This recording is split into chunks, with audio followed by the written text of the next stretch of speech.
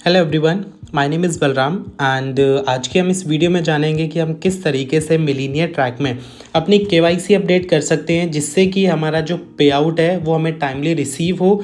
और मेजर कौन कौन सी प्रॉब्लम ऐसी आती है जिनकी वजह से हमारा वीकली पे आउट नहीं आता या फिर डिले होता है। ओके, इसी के साथ साथ हम ये भी जानेंगे कि मिलीनियर ट्रैक कौन कौन से बैंक्स को सजेस्ट करता है पे आउट के लिए और कौन से बैंक्स को नहीं करता है। तो इस वीडियो को एंड तक ज़रूर देखिएगा, तो जो भी आपके डाउट्स है related to your KYC and payout वो आपके सारे आज क्लियर हो जाएंगे। ओके, तो स्टार्ट करने के लिए सबसे पहले हमें एक ब्राउज़र की रिक्वायरमेंट होगी। तो ब्राउज़र आप कोई भी यूज़ कर सकते हैं, आप क्रोम यूज़ कर सकते हैं, आप गूगल यूज़ कर सकते हैं, आप सफारी ब्राउज़र आप यूज़ कर सकते हैं।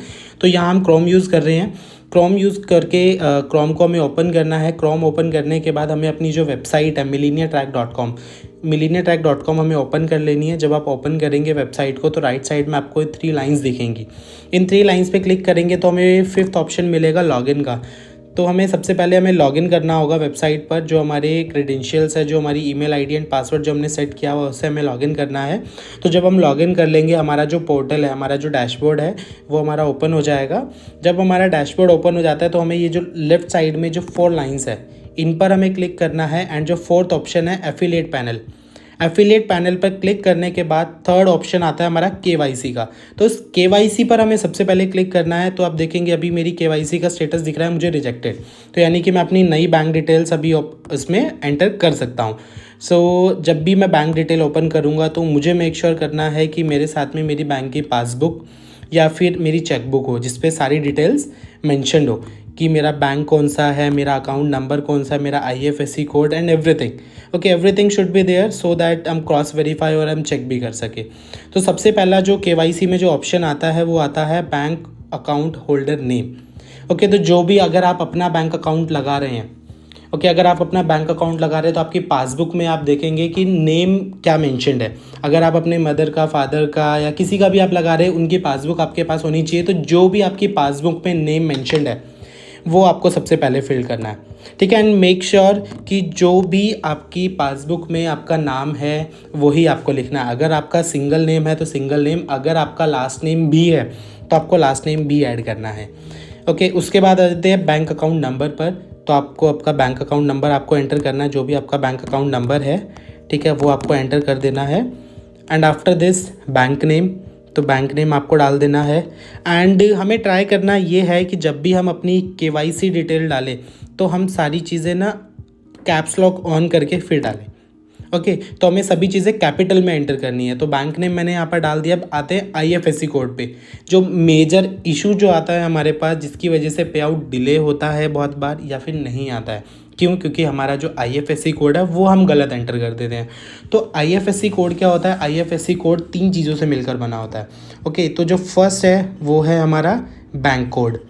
ओके, जो पहले 4 होते हैं, जो हमारे पहले 4 जो हमारे अल्फ़ाबेट होंगे वो पहले 4 अल्फ़ाबेट होंगे हमारा बैंक कोड। ओके, तो HDFC है तो HDFC, SBI है तो SBI। तो जो भी आपका बैंक कोड होता है वो आपका मेंशन होगा। 5th करेक्टर हमेशा 0 होता है। ओके, 4 करेक्टर हो गए, आपका जो 5th करेक्टर है हमेशा 0 होगा। एंड लास्ट के जो आपके 6 बचते हैं, ओके, जो लास्ट के आपके 6 करेक्टर है वो हो गए आपके ब्रांच कोड। ओके, तो हमें ये मेक श्योर करना है कि ये जो है हमारा IFSC कोड हमने 11 डिजिट का हमने डाला है या नहीं डाला है, और 5th करेक्टर 0 है या नहीं है। तो जब भी हम डालेंगे अपना IFSC कोड तो देखिए मेरा बैंक का कोड है HDFC, उसके बाद 5th करेक्टर 0, उसके बाद जो मेरी ब्रांच का कोड है, ओके, जो मेरी ब्रांच का कोड है 6 डिजिट का वो हमें डालना है। तो 1 2 3 4 5 6। तो ये क्या हुआ? ये हो गया मेरा IFSC कोड। तो ये पूरा 11 डिजिट का भी हो गया, ये पूरा 11 अल्फ़ाबेट्स का भी हो गया, प्लस 5th करेक्टर भी 0 है। उसके बाद आपकी बैंक की पासबुक में लिखा होगा आपकी ब्रांच कौन सी है, तो वो ब्रांच आपको डाल देनी है इसमें। ओके, उसके बाद आपकी UPI ID, जो भी आपकी UPI ID है, ठीक है, वो आपको एंटर कर देनी है पूरी। एंड उसके बाद हमें सबमिट पर क्लिक कर देना है एंड वेट करना है संडे का। ओके, क्योंकि एवरी संडे हमारी जो केवाईसी है वो अप्रूव होती है अगर आपकी बैंक डिटेल सही है तो। ओके, तो जब भी हमने अपनी बैंक डिटेल सबमिट कर दी है, सबमिट करने के बाद हमें संडे तक का वेट करना है। हमें कस्टमर केयर में कॉल करने की रिक्वायरमेंट नहीं है, ईमेल करने की रिक्वायरमेंट नहीं है अप्रूविंग के लिए, क्योंकि ऑटोमेटिकली संडे को आपकी केवाईसी अप्रूव होगी। ओके, इसके अलावा आपका पे आउट किस रीज़न की वजह से डिले होता है या नहीं आता है, कौन से मेजर बैंक्स हैं जिनके साथ इशू आता है, कौन से बैंक्स मिलीनियर ट्रैक सजेस्ट करता है और कौन से नहीं करता। तो फर्स्टली कौन कौन से बैंक मिलीनियर ट्रैक सजेस्ट नहीं करता आपके पे आउट के लिए, तो उन्हीं बैंक्स के मैं आपको नाम बता देता हूँ कि उन बैंक का हमें ट्राई करना है कि उन बैंक के अकाउंट्स को हम ना लगाए तो हमारा वीकली पे आउट हमें जल्दी रिसीव होगा। तो जो फर्स्ट हमारा आता है वो आता है SBI, state bank of India, PNB, Punjab national bank, IDBI bank, Jammu Kashmir bank, okay, and इसके अलावा एयरटेल पेमेंट बैंक, कोई भी ग्रामीण बैंक, क्योंकि अलग अलग ग्रामीण रीजन्स में ग्रामीण बैंक्स होते हैं, तो वो भी नहीं होने चाहिए, क्योंकि ये वाले बैंक्स ऐसे बैंक हैं जिनके सर्वर में इशू होता है, जिनकी सर्विसेज में थोड़ा सा भी इशू होता है, तो जिसकी वजह से हमारे पे आउट्स डिले होते हैं या फेल्ड हो जाते हैं या रिवर्स हो जाते हैं।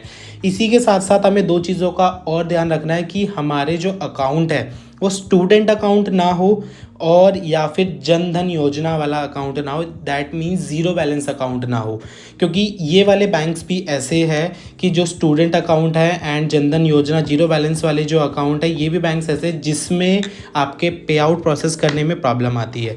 तो इन डिटेल्स का, इन जो इन्फॉर्मेशन आपको मिली है उसको चेक करते हुए, उसको आपको नोटिस करते हुए अपनी KYC डिटेल एंटर करनी है। एंड अगर आपकी जो डिटेल्स है वो अगर आपकी करेक्ट हुई तो संडे को ये अप्रूव आ जाएगा, अदरवाइज ये रिजेक्ट हो जाएगा। ओके, तो आपको दोबारा से चेक करके आपको फिर से आपको आपकी KYC अपडेट करनी होगी। सो आई होप आपके जो भी डाउट्स है KYC और पे आउट से रिलेटेड, किस वजह से डिले होता है, किस वजह से प्रॉब्लम आती है और कैसे आपको KYC की डिटेल आपको फिल करनी है, वो आपके क्लियर हो गए होंगे। So thank you so much for watching this video and कोई भी इशू हो, कोई भी प्रॉब्लम हो, so you can reach out to us.